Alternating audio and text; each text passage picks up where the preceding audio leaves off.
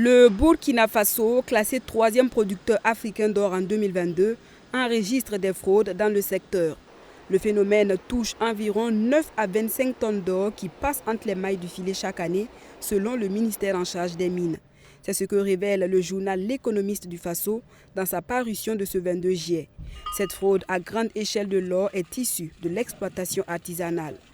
Par rapport à cette fraude-là, on peut se référer à un rapport de la Brigade nationale antifraude de l'or, je crois que c'est la BNAF, qui a publié un rapport entre 2021 et 2022 où la brigade expliquait que cette fraude de l'or est essentiellement due à l'exploitation artisanale.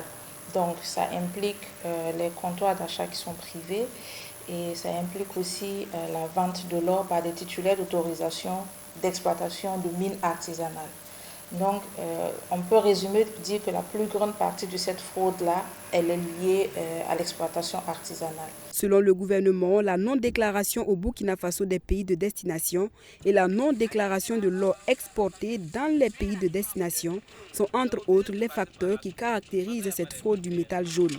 Face à ce phénomène qui génère d'importants flux financiers illicites, estimés à plusieurs milliards de francs CFA, il a été décrété en février 2024 la suspension de l'autorisation d'exportation de l'or et autres substances précieuses de production artisanale et semi-mécanisée. Il faut préciser tout de suite que le communiqué du gouvernement et la mesure de suspension d'exportation d'or du gouvernement intéressent essentiellement l'autorisation ou la production artisanale et semi-mécanisée. Donc on ne parle pas des grandes mines, on parle des productions artisanales semi-mécanisées qui sont au niveau du pays. Et je sais qu'en février 2024, quand le gouvernement décidait d'arrêter la suspension, c'était non seulement pour réguler le commerce de l'or et pour assainir le milieu.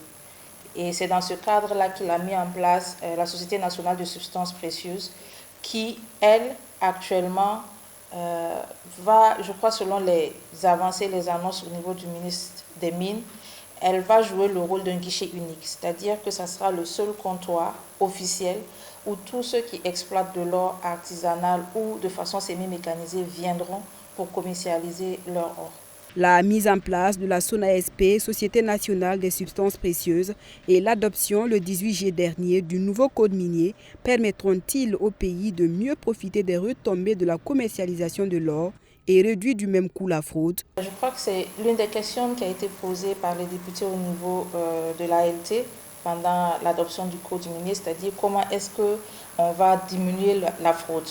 Et la réponse du gouvernement, c'était non seulement par la suspension de l'exportation de l'or produite artisanalement et semi-mécanisée, et aussi par la mise en place de la SONASP, qui va jouer désormais le rôle de guichet unique. Donc normalement, ces deux mesures-là devraient permettre au gouvernement, d'assainir le milieu des comptoirs d'achat privés, et aussi de faire en sorte que l'or qui sort du Burkina soit tracé. Parce que si on arrive ne serait-ce qu'à réduire les tonnes, le niveau de tonnes d'or qui sort du pays, ça fera beaucoup d'argent à gagner, ça fera vivre beaucoup de personnes parce que ça veut dire que la SONASP va employer beaucoup de personnes, qu'elle va travailler mieux.